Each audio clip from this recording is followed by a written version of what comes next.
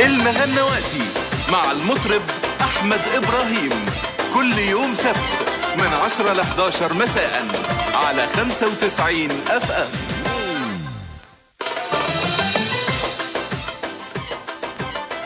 ورجعنا لكم وسهرة المغنواتي ونجم سهرتنا الليلة الفنان الجميل رمضان البرنس، واحنا النهارده لغاية الساعة 12 إن شاء الله. ومعانا في الاستوديو صديق عمره الفنان طه أبو ليلى اللي بيحكي لنا وبيقول لنا عن حاجات هنعرف منه حاجات، وعندنا مفاجآت النهارده الحقيقة الليلة من خلال البرنامج عن الفنان الراحل رمضان البرنس. رمضان البرنس اشتغل بعد كده بقى مع فرقة ممدوح، اسمه ممدوح ايه؟ الأستاذ ممدوح حسن، كان عازف الأورج. أستاذ ممدوح حسن، تمام. ولفته بقى معاه وسافرتوا معاه حاجات وعملتوا معاه اوردرات كتير. رحنا محافظات كتير وهو اللي عرفنا اساسا بالاستاذ رمضان البرنس. جميل. الاستاذ ممدوح حسن كان عازف الاورج. جميل. قائد الفرقه بتاعتنا. فضل كام سنه معاه؟ قعدنا شغالين بتاع حوالي 5-6 سنين. وبعد كده الاستاذ ممدوح ايه يعني شاف شغل تاني في مكان تاني. يعني حب ينتقل نقله تانيه بالنسبه للشغل. واخد بال حضرتك. فقعدنا مع رمضان، عملنا له مجموعه تانيه وبدانا بقى نسافر نروح المحافظات، نشتغل هنا ونشتغل هنا كده يعني. جميل.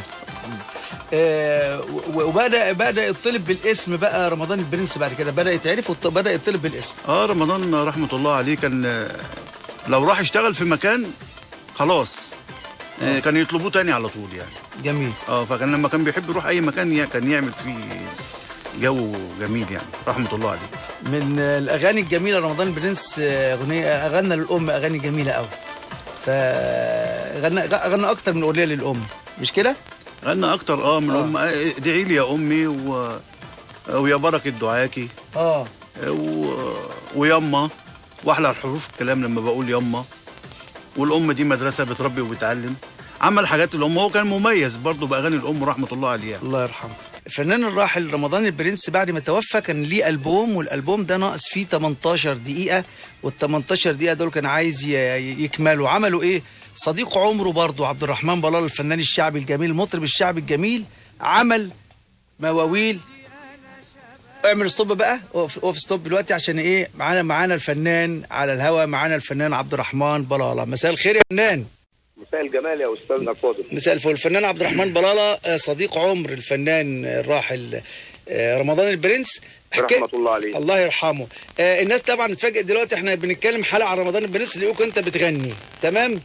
احكي لنا بقى الحكايه، ايه قصه الموضوع دوت، لان احنا مكتوب هنا على الغنوه رمضان البرنس وعبد الرحمن بلالة، احنا عارفين ان انتوا الاثنين. في جنبك دوشه لو يحاول كده كويس. حلو كده. رمضان رحمه الله عليه كان من الشخصيات اللي مش المستمعين او المشاهدين كانوا يشوفوه. هو عايز اقول لك ورجالته. وانا بحيي طبعا اخويا وحبيبي ربنا يبارك لي في عمره طه ابو ليلى الموجود معاك دلوقتي اللي بتابعه. يعني حاجه جميله جدا. هو كان من يعني مجموعته كمان كانت حابينه، هم حابينه. كان مش الانماط بتاع دلوقتي بتاع حاجات ممكن الفنان اللي شغال دلوقتي ما اعرفش مين الناس اللي شغاله معاه بالظبط. يعني الفنانين دلوقتي ما اعرفش فرقه بتشغله وخلاص، مجموعه بتشغله في مدير اعماله لا، ده رمضان غير كده خالص. تمام. رمضان كان اجتماعي جدا جدا جدا وكان حبوب. وبعدين الشريط اللي في الكاس اللي كان ناقص دوت اللي هو بعد ما توفى، دي كانت اصعب مره في تاريخ حياتي اغني طبعا، اللي كان بعد وفاته مباشره. وكان لذلك حتى كان من ضمن الاغاني، انا في حاجه كنت ارتجلتها كده، قلت الليل اذا طال ومرسال الحبيب ما جانيش. قاعد معاكم لكن عقلي شرد ما جانيش، يا ناس اعذروني ده كان لي صديق وانسان برنس الطرب رمضان بقاله مده من الزمن ما جانيش. الله يرحمه. الله يرحمه. والله عليك. انا عايز اقول لحضرتك على حاجه، بس على حاجه يمكن المقربين قوي مثلا مني اللي هم عارفين الموضوع ده. هتكلم عن الناحيه الانسانيه في رحمه الله عليه رمضان البرنس. الله يرحمه. اقول لك على واقعه، يعني شوف تتخيل بقى يعني يا دكتور، انت راجل فنان وبتتعامل ازاي مع الفنان. يعني انا في محل ما معين كده كان عندي اوردر وانا خلصته وانا خارج لقيته في وشي وهو داخل بعد مني هيشتغل، فلقيته لابس بدله اكتر من رائعه، كان لونها اسمر كده حرير بالوان ده، كانت جميله جدا. فقلت له يا رمضان، قال لي قلت له البدله دي لو حصل لها حاجه خد بالك انا السبب، لان انا عيني منها الموضوع كذا كذا كذا. المهم بصيت لقيته بقى هو كان هو من النوع اللي كان يعني ممكن في حته استشاره مثلا هقول الموال ده كذا واعمل كذا. انا حتى عندي التسجيلات لسه ما زلت محتفظ بيها عن طريق الانسر ماشين ما بيني وما بينه. جميل. فانا فكرت وعايزني في موضوع اتاريه، هو ايه، ضحك عليا وقال لي ده انا في موضوع مهم جدا جدا جدا عايزك فيه. انا هخلص الاوردر ومحتاجك. المهم استنيته لما خلص الاوردر وركبت معاه عربيته. المهم ايه، هو كان ساكن في مدينه 15 مايو رحمه الله عليه. الله يرحمه. رحت طبعا الشقه عنده، طبعا هو داخل الشقه، انا همشي ورا منه مطرح ما هو داخل. لقيته الشقه ما كانتش، حتى الاولاد ما كانوش موجودين معاه. المهم دخلت الطرقه ورا منه ودخل اوضه اوضه النوم. فجاه لقيته بفتح الدولاب، قال لي هات الكفر ده. لقيته بيخليني امد ايدي اجيب الكفر بتاع البدله اللي هي اللون الابيض اختي دي. قال لي دي بتاعتك. يا سلام يا سلام على سلام على الشخصيه رحمه الله عليه. الله يرحمه رحمه الله عليه. فمش قادر اقول لك هو كان بني ادم قد ايه. وبعدين احنا بالنسبه لنا في حلوان احنا حزننا عليه حزن قد ايه من طيبته وحنيته يعني. هو الناس كلها حقيقه فاكراه وما نسيتهوش، وكل الناس بتحبه. انا بشكرك يا دكتور احمد، بشكرك على الحلقه الجميله دي، لان رمضان البرنس ده بيعتبر علمه من علامات الفن الشعبي يعني. الحقيقه انا اللي كمان بشكرك لمساعدتك في ومداخلتك الجميله معانا واستمتعنا بصوتك. ونسمع بقى الجزء الثاني بصوت حبيبك رمضان البرنس. انا مستمتع بالحلقه معاكم، ويا رب الساده المستمعين كلهم يكونوا مستمتعين بالحلقه الجميله دي ان شاء الله باذن الله. وتحياتي للاستاذ طه في الاستوديو معاك. طولة العمر ليك يا ابو محمد، ربنا يخليك لينا، انت اخ عزيز وغالي. نورتنا يا فنان وسعدنا بصوتك. تابعنا بقى وكمل الحلقه معانا ان شاء الله، ونسمع حبيبك رمضان البرنس في بقيه الغير واللي انت قلت الموال بداتها. نكمل بقى برمضان البرنس. جميل بلاله.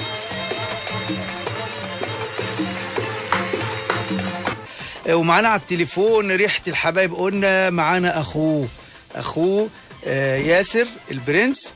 والحقيقه مساء الخير يا استاذ ياسر. مساء الخير، ازيك يا دكتور؟ الله يخليك. ازيك يا حبيبي، اخبارك ايه؟ تمام يا فندم، ازي حضرتك؟ الحمد لله يا حبيبي تمام. قول لي يا ياسر، انت عندك كام سنه دلوقتي؟ 45. 45 سنه؟ يعني شيل منهم 18، يعني كنت شاب. ايوه. يعني انت فاكر رمضان؟ عشت سنين معاه كتير يعني، وهو طفل يعني كان اكبر منك بكام سنه يا رمضان؟ يعني الله يرحمه كان اكبر مني ب10 سنين. الله يرحمه. طيب كلمنا عن الفنان والانسان والاخ رمضان البرنس. الله يرحمه يعني مش قادر اقول لحضرتك، يعني هو سايب بصمه جامده في حياتي. جميل. مش في حياتي لوحدها، يعني في حياه ناس كتيره جدا جدا. جميل. انا اتعلمت منه حاجات كتير. تمام. بغض النظر عن انه اخويا. الله يرحمه. الله يرحمه، يعني كان فعلا يعني كنت متعلم منه حاجات كتيره جدا، وما زال جدا في حياتي. غير مكانك الصوت بس تقريبا الشبكه، في حاجه عندك في الشبكه. ايوه يا فندم. قول لي بقى رمضان البرنس، ما طلعتش ليه انت مطرب زيه او بقيه اخواتك غنوا؟ يعني هو ليه الاخ الوحيد اللي طلع يغني؟ لا، انا بعد ما توفى الله يرحمه رمضان يعني انا اتجهت للغناء وبطلت بقى لي 7 سنين. يعني انت غنيت، يعني انت كنت مطرب وغنيت برضو. ليك يعني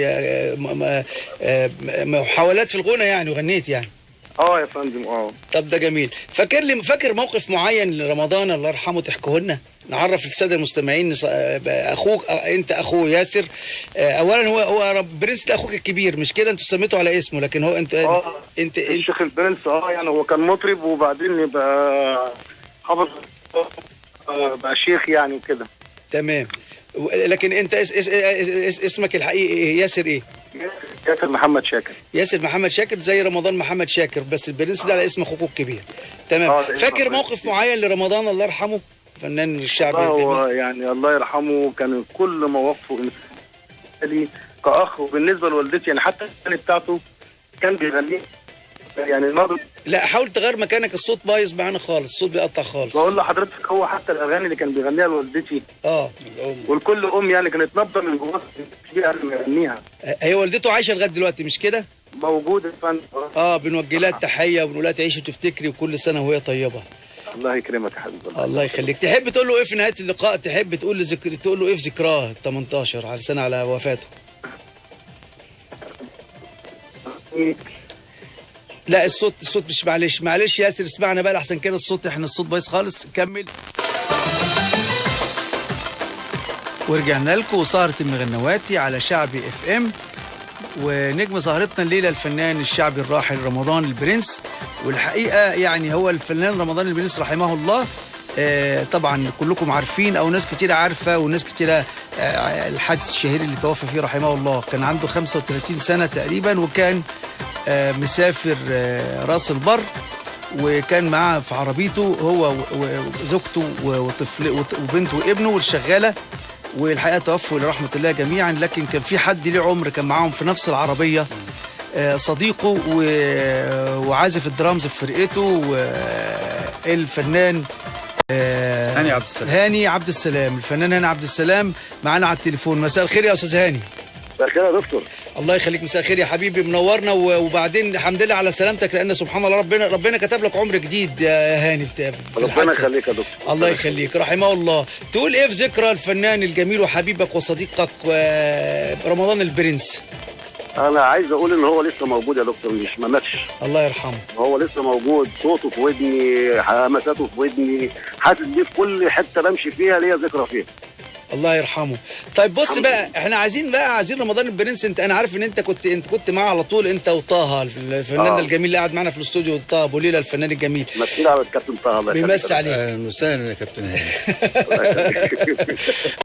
عايز بقى حبيبي تحكي لي بقى، عايز اعرف الفنان الجميل ابو دم خفيف رمضان البرنس، لان اغانيه معظمها حزينه، فالناس فاكره يعني انه على طول حزين. فبكلمنا عن خفه دم والانسان الجميل والفنان الجميل رمضان البرنس. بص يا دكتور، انا هحكي لك على واقعتين. واحده مضحكه وواحده فيها روح رمضان البرنس. تمام. الواقعه الاولى المضحكه. كنا بنعمل الفرح في اسماعيليه، وخلصنا الفرح حوالي الساعه 5:30 الصبح كده. فقاعد انا وطه والمرحوم رمضان في العربيه بنحاسب الفرقه. فرمضان ماسك الفلوس الشغلانه كلها، فعمال يوزع، كل ما يوزع يلاقي فلوس في ايده، يروح موزع تاني. هو متخيل ان في فلوس معايا بقيه الشغل. فعمال يوزع ويعيد على الفرقه مره واثنين. ففي النهايه لقى 40 جنيه في ايده، قال لي هات الفلوس اللي معاك. قلت له فلوس ايه؟ قال لي فلوس الشغل. قلت له الفلوس كلها معاك. فانا وزعتها كلها. وزع فلوسه وفلوسكم انت وطه على الفرقه، فاهم ان لسه. قال لي اقول لك على حاجه. قلت له قول. قلت له طب ما اقول لك انا ننزل نلم الفلوس تاني. قال لي لا، انا معايا 40 جنيه، خش حط بنزين ونروح على كده. يا سلام. هو كان كريم. ده موقف ما يتنسيش، وانسان كريم، وكان سهل قوي يا جماعه. تعالوا انتوا كده في ناس يعني انتوا خدتوا، كان سهل قوي، والفرقه مش هتزعل لان خدوا اكتر من حقهم. لكن فرحانين جدا طبعا. الله يرحمه، الله يرحمه. موقف فعلا ما يتنسيش. هو كان بيعيش معانا يعني جو اسري، احنا اخوات. مش حته بقى مطرب واحنا شغالين معاه. ده الجميل، عشان كده انتوا بتحبوه رحمه الله عليه. مش ناسينه وبتحيوا ذكراه. الله يرحمه. لحد اخر العمر رحمه الله عليه. الموقف الانساني بقى يا دكتور. كنت بعمل شغلانه انا وهو، فرح انا وهو بس في كفر الشيخ. فواحنا شغالين كده، في المتعهد واقف، ففي بنت راحت وقالت له مين المسؤول عن رمضان البرنس؟ قال لها اللي واقف ده. قامت جايه لي واخداني، نزلتني من على المسرح، قالت لي انا عايزاك. نزلت قلت لها اموري. قالت لي انا فرحي بعد شهر، وانا يتيمه الام والاب، ونفسي الاستاذ رمضان يجي يعمل لي فرحي. جميل. قلت لها حاضر. قمت واخد منها العنوان والميعاد، وقلت لها على حسب الظروف ربنا يسهل، ومش هوعدك قوي بس ممكن نيجي. جميل. فتمر الايام، فيجي لي في الاجنده 3 اوردرات في نفس اليوم ده. في كفر الشيخ برضه. في نفس المحافظه. فروحنا عملنا ال3 شغلانات بتوعنا، ال3 نمر. فبيقول لي يلا عشان نلحق بقى ايه محل كنا بنشتغل فيه في حلوان اسمه الهبيديه. فقال لي يلا عشان نلحق. قلت له لا مش هنلحق. انا في كذا كذا كذا كذا كذا. قال لي انت وعدتها؟ قلت له قال لي طب يلا نروح. فالمهم دخلنا الفرح، العروسه شافته وهي قاعده جنب عريسها، قامت سايبه العريس ونطه فوق كتف رمضان عماله تبوس فيه. الله. ايوه. مش مصدقه نفسها. وطبعا فالمهم طلعنا اشتغلنا، فانا معايا فلوس الشغل. فقال لي انت معاك خمسات؟ قلت له قال لي طلع 500 جنيه خمسات وارميهم على العروسه دي. الله العظيم. والله قمت مطلع ال 500 جنيه رميهم عليها. وقال لي دول تلمهم تاني وتديهم لها نقطه ليها. يا سلام يا سلام. خلصنا النمره ديت، والعروسه سابت العريس برضه ووصلتنا لحد باب العربيه. ده شيء رائع وشيء جميل. والحقيقه كان انسان يعني عايز اقول لك كان بيعمل لله كتير جدا جدا جدا فوق ما تتخيل. ربنا يجعله في ميزان حسناته الله يرحمه. ده بس شيء. انا بقى بقول لك يا دكتور، انا دلوقتي بكلمك وانا قاعد مع الترزي الخصوصي بتاع رمضان الله يرحمه. الله يرحمه. ده نوادره كلها وحياته كلها في عد طلعت الترزي ده. والله. اسمه طلعت حجاج. مساء الخير يا عم طلعت. معاك يا راجل. مساء الخير يا عم طلعت. ازيك يا حبيبي، اخبارك ايه؟ تمام. والله شرف ليا الحمد لله. الله يخليك. انت اللي كنت بتعمل البدل الجميله اللي كان بيلبسها الفنان الجميل رمضان البرنس، وكنت بلاقي نفسي حضرتك معاه النزاهه كلها يعني. دماغي كان الموديل يتشاف بصر بالليل في المصنع، الصبح كان كل يوم عندي لازم طاجن المكرونه مع كوبايه الشاي، ياخد الطقم ويمشي، واللهم لك الحمد يا رب. كان مشرفني ويعني عارف انت يعني مشرفين بعض، اللهم لك الحمد. طب ده شيء جميل. افتكر لي موقف طريف بقى كده، حاجه طريفه حصلت مع الفنان رمضان البرنس. الموقف الطريف حضرتك يعني هو يعني كان قبل الوفاه بحاجه بسيطه جدا، كان عيد ميلاد جنبنا واحد برضه جنب بيت الاستاذ ممدوح حسن برضه وكان عيد ميلاد بنته. تمام. فواقف بيغني حضرتك المسرح كله وقع بالساوندات بكله. وقع بينا الاستيدج كله، المسرح وقع بالفرقه وبرمضان يا طلعت يا حاج كله الاستاذ طه يفتكر الموضوع ده وهاني معاه انا وهو يعني. والله الاستاذ طه اللي وقع على المسرح عشان تقيل شويه، تلاقيه هو اللي وقع على المسرح. رمضان الله يرحمه بيقول لي الساوند جه من جنبي زي الطفل. ده كان موقف كوميدي وموقف مش ممكن انساه. الله يرحمه. وبرضه في طرفه بعد اذنك برضه حاجه برضه من ضمن امكانيات رمضان. اتفضل. كان في برضه ولد صديقنا المهم طلب من رمضان ان في بنت يعني امنيه حياتها رمضان يغني فرحها. جميل. فقال له طب يا استاذي بس ابني بس ايه المهم بظروفها. واخد العرض، كان بسم الله ما شاء الله يعني كان في عز نجوميته. خد الاستاف بتاعه كله. راح دخل غنى، البنت كانت يتيمه والعريس يتيم. غنى وراح مطلع كده مش عايز اقول لك اللي في جيبه كله. يا سلام. قلب الفرح من فرح لبكاء من العروسه من السعاده ومن الفرح. الله وانا بكلمك وانا بس كده. الله يرحمه. الله يرحمه. الله يرحمه. رحمه الله عليه. الله يرحمه. طيب انتوا احنا سعدنا بلقائكم وسعدنا بمداخلتكم معاه. بقول لك ايه يا هاني، عشان عم طلعت بس مش عايزين نزعل الناس اللي بتسمعنا فعايزين افتكر لي احكي لنا حكايه العزومه بتاعت المنوفيه دي ولا بتاعت ايه اللي بتاعت زفته. بتاعت زفته. احكي لنا بتاعت زفته. وطه يسمعني ويقول لك يعني. يلا احكي لنا عشان احنا بس مش عايزين الناس تزعل معانا. احنا فرحانين وسعداء باحياء ذكرى الفنان الجميل رمضان البرنس. حبيبي يا دكتور. فاحنا عايزين الناس تتبسط معانا، مش عايزين ننكد عليهم، مش عايزين نزعلهم. وعم طلعت تعيش وتفتكر يا عم طلعت ان شاء الله. انا عارف انك حبيبه، لكن اسمع الحكايه واضحك معانا. الحكايه بتاع اللي هيحكيها هاني دي يا عم طلعت. قول يا هاني. كنا معزومين يا دكتور انا وطه والمرحوم رمضان الله يرحمه في زفته. فالناس عملت معانا واجب جامد جدا جدا جدا. فجه وقت العشاء احنا جعانين جدا. تمام. فيلا يا اولاد حطوا العشاء بقى عشان الناس تتعشى ومش عارف ايه وتريح شويه. ماشي. شويه جه طبق جبنه بالقوطه، شويه جه طبق جبنه بالطحينه، شويه جه جبنه بالبيض. المهم حوالي 14 صنف جبنه. جميع انواع الجبنه. الليله كلها جبنه يعني مفيش سفر.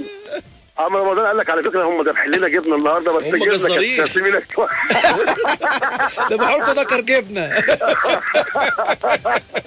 وقعدنا طول الليل نضحك على الجبنه. ده طبعا كله بقى انت هفتانين فاكرين في ظفر بقى ولا ذبح لكم خروف ولا ذبح لكم حاجه. بقول لحضرتك يا دكتور. قول يا هاني. انا ليا رجاء. اتفضل. كل من هو ما يعرفش حاجه عن رمضان ما يكتبش حاجه على الفيس باسمه ولا شاف حاجه. احنا بنصحح النهارده كل المعلومات عن رمضان، وبعدين النهارده في مفاجآت في البرنامج كتيره جدا. منهم ان النهارده لاول مره بنسمع صوت ايه، ومن اول مره الناس بتعرف ان رمضان البرنس ليه بنت. روح رمضان ايه دي كانت روح والله اول فرحه في حياتي يعني. طبعا وعندها احفاد بنتين جميلتين ربنا يخليهم لها. هي جايبه سلمى بنت رمضان بنت المرحومه على اسم سلمى اللي ماتت بنت رمضان. الله اختها الله يرحمها. ايوه طول العمر ليها ان شاء الله. طفله ماتت عندها سنتين الله يرحمها. ومتشكرين جدا يا دكتور على الحاجات الجميله اللي حضرتك عملتها. حبيبي سعيد جدا ان انتوا بتخلدوا صوت فنان جميل جدا جدا مستاهل يا حبيبي. احنا هو ده حقه. قناه شعبي اف ام الحقيقه ده دورها في انها تلقي الضوء على الفنانين اللي ليهم بصمه وليهم دورهم. ورمضان البرنس ليه بصمته وليه دوره واغانيه والجميل ان الشباب عارفين رمضان وبيسمعوه. ده شيء رائع وبيسمعونا دلوقتي. كل الاعمار بتحب يا دكتور. في ناس ما حضرتوش ومتعلق جدا جدا جدا. ده حقيقي ده جميل. هنسمع بقى هنسمع يا هاني ارجعي سوا. نسمع ارجعي لفناننا الجميل وانا عارف انك عزفتها معاه كتير. نسمع ارجعي مع فناننا الجميل رمضان البرنس وتابعونا ونكمل. احنا موجودين لغايه الساعه 12 ان شاء الله على الهواء باذن الله انت والساده المستمعين ان شاء الله. النجم سهرتنا الليله الفنان الراحل رمضان البرنس. ومعانا الحقيقة يعني هو ليه محبين كتير جدا، والجميل والطريف في الموضوع ان احنا معانا على التليفون حد كان عنده 12 سنة وقتها، وكان بيحب رمضان البرنس وبيحب يغني أغاني رمضان البرنس، وبيغني كل أغاني وحافظ كل أغاني رمضان البرنس. كنت بفضل ألف وراه في الأفراح وأسمعه. تروح الفرح اللي هو فيه تدور عليه عشان تسمعه، عشان أسمع رمضان البرنس رحمة الله عليه. ما غنيتش إلا رمضان. أنا حتى ربنا افتكره. انا جات لي كده انشهرت يعني، خدت الناس بقت تقول لي انت صوتك زي رمضان غني وبتاع، وربنا كرمني وعملت كاسيت. كان كل اللي يسمع الكاسيت ده يقول رمضان البرنس. بتغني بطريقته بالظبط. الله يرحمه ويسامحه. الله يرحمه. طيب احنا عايزين بقى نسمع الناس صوتك ونقول ان احنا ان رمضان البرنس له جمهور وله كمان فنانين بيحبوه، وفي اصوات اتاثرت بينهم انت محمد ابراهيم. نسمعك يا محمد. تحب تغني لنا ايه من اغاني؟ بتحب له اغاني ايه طيب الاول؟ والله هو كل اغانيه الله يرحمه كويسه يعني وحلوه.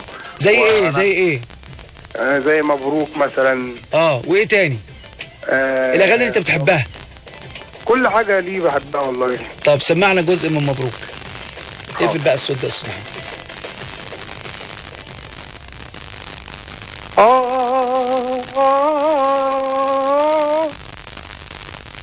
مبروك مبروك من قلبي بقول 2000 مبروك.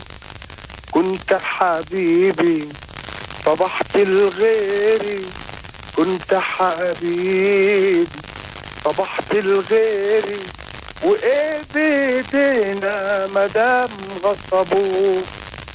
كل الناس حواليك بتغني، وانا يا حبيبي ببكي عليك. والآه طلعت غصب عني لما الدبلة جت في ايديك. شيء جوايا بيصرخ ليه ما ناخدش اللي ابن هو؟ ليه احبابنا يكونوا لغيرنا وحكم علينا نقول مبروك؟ مش مقسوم للفرح معاك، مش مكتوب لهوانا يعيش. حلم جميل في الهوى عشناه، واما صحينا كأنه مفيش. يا عالوعد ويا عالاسماء، لما الدمعة بتطفي البسمة. أعز أحبابنا يروحوا لغيرنا وحكم علينا نقول مبروك. الله الله الله، احسنت يا محمد. جميل يا محمد. سعدنا بلقائك، ونسمعك بقى مبروك بصوت حبيبك وحبيب الله يرحمه حبيب. الله يخليك يا حبيبي. اشكرك على البرنامج الجميل اللي انت عامله للفنان الراحل رحمه الله عليه. ربنا يخليك يا حبيبي. وبمسي على عم طه. بيمسي عليك حبيبي فنان جميل. عم طه ده بقى يعتبر هو عم الشغلانه دي. جميل يا حبيبي. نورتنا يا محمد. واسمع مبروك بصوت فناننا الجميل رمضان البرنسي، كلمات والحان الشاعر عبد العزيز امين. على 95 FM المغنواتي، على 95 FM المغنواتي.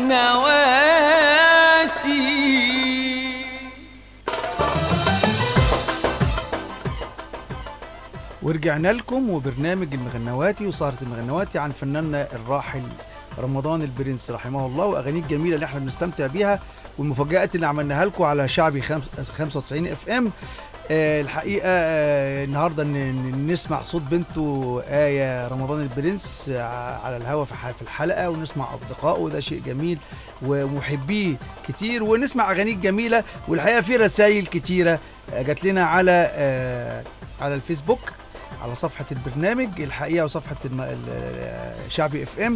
ابو ايات احلى نجم مطرب الباشا احمد ابراهيم، اغنيه محتوى الشوق. متشكرين يا عم متشكرين يا ابو ايات. واحمد مدينه، الله الله على اجمل سهره على شعبي اف ام وذكريات حبيب قلبي والنجم المفضل برنس واحد وباس الله يرحمه. واحمد ماهر اجمل الناس وارقاهم ومش واخد حقه برغم من جمال صوته واغانيه محترم. ابو ايات متفائله في زمن اليأس، مساء النور مساء الفل عليكي. محمد عبد الحي رشوان مساء الخير مساء الفل. استاذ احمد ابراهيم فنان جميل اخر نجوم الزمن الجميل بشكرك. وفي تعليقات كتيره جدا من المستمعين هنقراها، نحاول نقراها في الفاصل اللي جاي. احنا دلوقتي معانا في سهرتنا عن الفنان الجميل رمضان البرنس، ومعانا صديقه وحب ليه وكان ملازمه وكان احد اعضاء فرقته ومسؤول فرقته طه الفنان طه ابو ليلى. عايزك تحكي لي بقى موقف طريف عن الفنان رمضان البرنس. عم طلعت عيط فمش عايزين نزعل الناس، عايزين بقى نقول لهم انه الجانب الكويس لخفه الدم، عايزين الجانب الجميل من خفه الدم الفنان رمضان البرنس. افتكر لي كده موقف طريف حصل معاك ومع الفنان رحمه الله عليه، وسايب ذكرى جميله معانا كلنا. جميل. وكانت روحه حلوه وكان راجل وصاحب صاحبه وكان يقف جنب حبايبه وجنب اخواته وكده. كان عندنا اوردر في حلوان، هو ساكن في 15 مايو. فخلصنا الاوردر ده بدري، واحنا عندنا بعد كده شغل بالليل في اماكن تانية في الهرم يعني. فكان لسه قدامنا ساعتين ما بين الاوردر ده والاوردر ده. قلت له ماشي. ركبنا مع العربيه رحنا رايحين، دخل شقه نده للمدام يلا. هاني عبد السلام اللي كان معانا هاني عازف الدرامز. هاني ده التالت بتاعنا. تمام. يعني كنت انا وهاني ورمضان على طول. تمام ربنا يرحمه. مع بعض في اي سفر في اي شغل. جميل. المهم دخلنا راح نده للمدام يلا حضري العشاء. حطت السفره وبتاع، اكل اتحط والعيش والسلطات ايه يا برنس هتاكلنا ايه؟ قال لك لا انا هنعزمكم على بط. قلت له خلاص ماشي نشوف البط. جه طبق كبير متغطي واتحط وقعد يلا غسلنا ايدينا وقعدنا وجينا ناكل. فتح الطبق ما لقيناش بط. لقينا عدس. كنا في الشتاء. ده محلوكه ده كان عدس. هو بيحب الله يرحمه كان ليه. احكي لي حكايه راس السنه كمان، موقف بتاع راس السنه. الكلام ده كان بقاله فتره كبيره قوي يعني قبل ما ينشهر قوي يعني. هو كان ليه اصدقاء صحابه كده، كان برضو صحبه جميله من الشرابيه من ارض الشركه، اصحابه وحبايبه يعني. ايوه. وانا كان ليا صديق معايا اسمه مجدي عبد المنعم، فاتصل عليا كان راس السنه، قال لي تعالى عشان سهرنا عندنا في الشقه بتاعت واحد صاحبنا وبتاع. قلت له ماشي. فرحت طبعا بقى راس السنه بقى لب وزداني واستفندي وبتاع ومش عارف ايه وبرتقان وجواف وحاجات من دي. عمل معانا الواجب، قعدنا كلنا. المهم لقينا ايه كرسيين جنب بعض كده، راح ايه مقعدني على الكرسيين انا والبشمهندس مجدي جنب بعض. تمام. حطوا لنا بقى، عملوا معانا الواجب، حطوا لنا بقى الفاكهه واللب والسوداني وبتاع. قعدنا بتاع نص ساعه، انا حاسس ان الكرسي قاعد عليه في حاجه سخنه كده. فعمال اتحرك من على الكرسي وابص لصاحبي، صاحبي يبص لي يقول لي ايه يا طه في ايه؟ قلت له وانت يا مجدي في ايه؟ قال لي يا اخي مش عارف في حاجه على الكرسي كده. وقمنا اتاريه حاطط لنا ماده اللي هي بتسخن. ببص عليه لقيته اللي هي بتاعت الكراسي، قاعد يضحك هو واصحابه. حاطط لكم ماده اللي هي بتتفاعل مع حاجه ماده كده بتسخن الجسم. كان يحب المقالب كلها. ومره عمل فيكم مقلب في الفرقه، جاب الريحه اللي هي ريحه الريحه اللي هي بتاعت السيئه قوي دي، ازازه برفان شيك كده ريحه سيئه قوي، وحط لكم برفان فيها اللي هي كل واحد يفتح ايده وكل واحد يفتح ايده ويجي يشموا عيني. لا الله يرحمه رحمه الله عليه. والحقيقه احنا رسائل كتيره جدا جدا على الفيسبوك وعلى الاس ام اس. محسن عوده بيقول مساء الخير، بجد نفسي اسمع ياما هنزعها حاضر، والله يرحمك يا برنس الله يرحمه. ومحمد فاكهه بيقول تحيه الفنان طه ابو ليلى صديق الفنان رمضان البرنس. واحمد مدينه الله يرحمك يا اجمل فنان، الله يرحمك يا برنس. شعبان العجم الاسطوره احلى مسا عليك يا فنان، مساء الفل يا عم شعبان. ياسمين احمد عايزين اغنيه تعود، احنا زعناها يا ياسمين. محمود عبد العزيز اسمع الحلقه منين. في شيماء طه انا عاوز اسمع اسمعوا ازاي. حاضر. شريف رضوان احلى فنان شفته في حياتي الله يرحمه، تحياتي ليكم. ممكن اغنيه حنان الام. حاضر هنذيعها حاضر. تحيه شيماء طه بنتك يا استاذ طه. اقرا الرساله دي بقى. حبيبتي شوشو. بتقول لك بابا حبيبي منور الدنيا، ربنا يرحمك يا عم رمضان، كان محترم جدا ونعم العم بصراحه، ربنا يرحمك يا حبيبي. هي ما لحقتش تتمتع بيه يعني. الله يرحمه. يعني هي عندها كام سنه؟ شيماء 20 سنه. يعني كانت صغيره خالص، كانت طفله لما نفرح بيها ان شاء الله. الله يرحمه ان شاء الله يا رب. جورج حنا مساء الفل يا استاذ احمد، احب اسمع اغنيه عودي. كل الناس عودي عدناها، احنا ممكن نذاعها لكم تاني لان كنتوا شكلكم محبينها، احنا زعناها لكن ممكن نذاعها تاني. ابو مكه ابو جعفر مساء الخير يا كبير، عايز اسمع توب الرجاله غالي ريح ابو خليل. حاضر. ابو ايات احلى نجم مطرب الباشا احمد ابراهيم، اهلا وسهلا بيك يا ابو ايات. عيسى ابو انور مساء الفل عليكم. ابو نور بنمسي على احلى قناه بنها كفر الشكر ولقب عيسى، اهلا وسهلا. جورج حنا الله اكبر عليك يا فنان وعلى الحلقه الجميله دي، الله يرحمك يا رمضان، قطعت بينا والله، الله يرحمه. نرجع بقى على في ابو ادم المصري الله يرحمه رمضان البرنسي. كنت صغير في ثالثه اعدادي او اولى ثانوي سنه 98، شفته وهو عامل حادثه بالصدفه بعربيته مدينه كفر شكر، وشفت عربيته وهي طالعه من البحر، وكل اللي سمعته اسم المطرب رمضان البرنسي، وكان في اطفال في العربيه الله يرحمه. الله يرحمهم جميعا يا رب، الله يرحمهم جميعا. في النهايه بقى بنحل بقى بالحقيقه باللي اكتشف رمضان البرنس واللي قدمه واللي عمل له معظم اغانيه، الشاعر الكبير عبد العزيز امين. مساء الخير يا استاذ عبد العزيز. مساء الفل يا استاذ احمد. مساء الفل، منور الدنيا. احنا بنستمتع باغانيك، معظم اغانيك احنا من الساعه 10 بادئين وزعنا لك اغاني كتيره جدا. فاحنا النهارده شعبي اف ام بتحيي ذكرى ال 18 لوفاه الفنان الشعبي الجميل الله يرحمه رمضان البرنس. كلمني بقى يا عم استاذ عبد العزيز، كلمني على رمضان البرنس، قابلته ازاي واكتشفته ازاي، واهم المحطات اللي انت قدمته فيها. ده مشوار كبير جدا جدا طبعا جدا. طبعا. اتعرفت عليه ازاي؟ سمعته ازاي الاول وشفته ازاي؟ اتعرفت عليه ازاي؟ والله هو في صديق جابهولي، قال لي معايا ولد صغير كده حلو قوي، عايزك تسمعه. كان عنده كام سنه ساعتها يا استاذ عبد العزيز؟ كان عنده حوالي 17 سنه. يا خالد ما شاء الله، ده انت فعلا ده انت مربيه فعلا، ربنا ما شاء الله. فجابهولي البيت وقعدت سمعته. غنى لك ايه لو فاكر؟ اول ما غنى لك ما سمعك صوته، فاكر غنى لك ايه؟ غنى لي كام موال كده لأنور العسكري. جميل. كان في مطرب شعبي جميل زمان اسمه الله يرحمه. طبعا انور العسكري فنان جميل معروف. وغنى لي حاجه الكريم. الله كريم محمود. هو كان بيحب كريم. جميل. انا طبعا جننت لما سمعته. جريت على ليا اصدقاء، كان ليا صديق رحمه الله عليه الحاج سمير العصر، كان منتج كاسيت. طلع معايا صوت بس ما اعمله اللي انا عايزه. تمام. فالراجل سمعه تقريبا ما فهمش يعني، لان صوت رمضان كان مميز في هذا مميز الوقت. جدا. مميز خالص ومختلف عن كل الاصوات الموجوده. احنا الصوت المخنث لا تقدر تقول عليه شاب او بنت. تمام. الصوت بيبقى خطير جدا في الغنى. بالظبط في منطقه الجوابات، المنطقه اللي فوق. قليله قوي. فكذا منتج قالوا لا يعني احنا نقول له كده يقول مواويل، فقلت لهم لا، المغني ده مغني مشكله.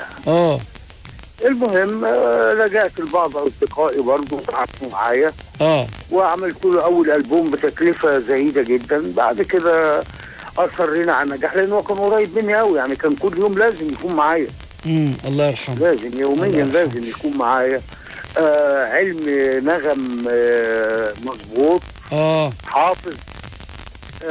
تسمعه بقى وهو بيقرا القران، ده موضوع كمان ما شاء الله ما شاء الله. ده اللي ما حدش يعرفه. وكان يعني عارف يعني كان عارف احكام التجويد، كل حاجه ما شاء الله. كل حاجه ما شاء الله. الله يرحمه. كان جميل ومميز. حقيقي مميز في جيله. وانا ما لقيتش بقى الهوجه اللي كانت في السوق اللي هي مش عارف اديك ايه وتديني ايه والحاجات اللي لا حقيقة انت عملت له مجموعه اغاني يعني راقيه وشيك قوي. ما تحاوليش، احلى حب كلام لما بقول يما. اخيرا كانت ذوق استاذ ارجعي. هو المغني الشعبي الوحيد اللي غير شكل الاغنيه الشعبيه ولازم ياخد حقه، لان انا بعودي ما كانش مغني شعبي يقول هذا اللون. حقيقي، ده حقيقي فعلا، يعني ده حقيقي. غنوة عودي دي ما يقولهاش مغني شعبي. لا خالص، بالظبط.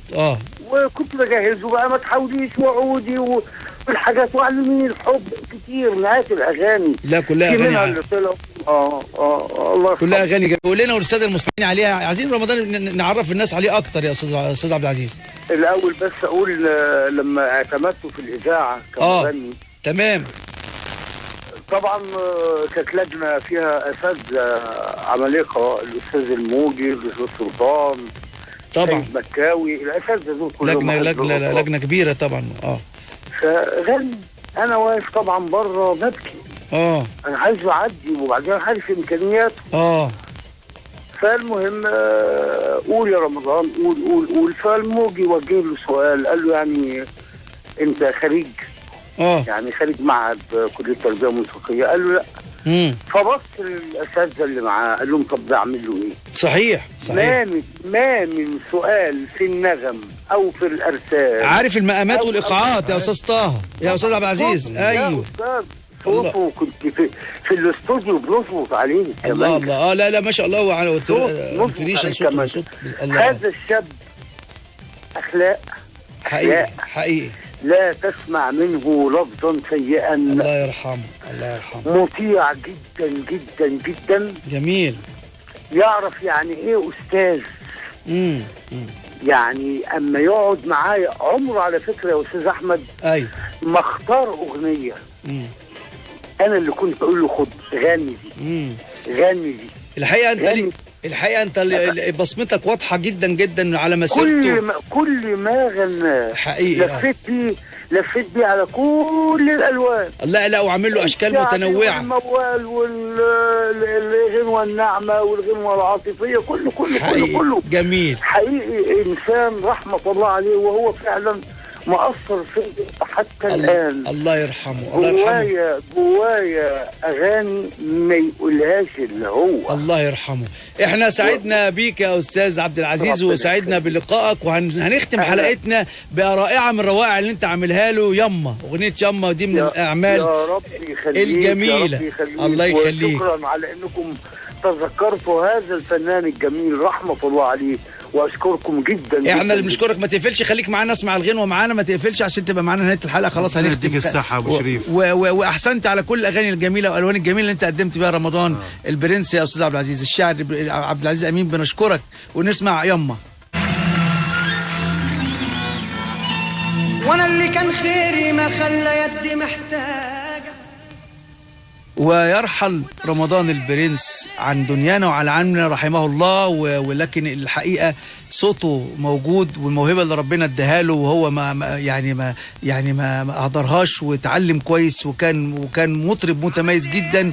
ولقينا اكتشاف من خلال انه ليه تلاميذ وليه محبين وليه موردين وليه ناس كتيره جدا رحمه الله. في النهايه بوجه الشكر لمسؤولي قناه شعبي اف ام لاتاحتهم الفرصه ان انا من خلال هذا البرنامج المغنواتي اقدم الشخصيه الجميله اللي بحبها رمضان البرنس. وبشكر في نهاية الحلقة مهندس الصوت اللي تعب معايا في الحلقة محمد عثمان، وبشكر الصديق طه أبو ليلى صديق عمر الفنان رمضان البرنس. ونسمع ونشوفكم الأسبوع الجاي وحلقة أخرى مع مغنواتي مع أحمد إبراهيم ونجم من نجوم الغناء الشعبي المصري الأصيل. على 95 FM يا مغنواتي البلد المغنواتي دندن وسمعنا مع المطرب أحمد إبراهيم. نغم أصيل له شجن وكلام له معنى.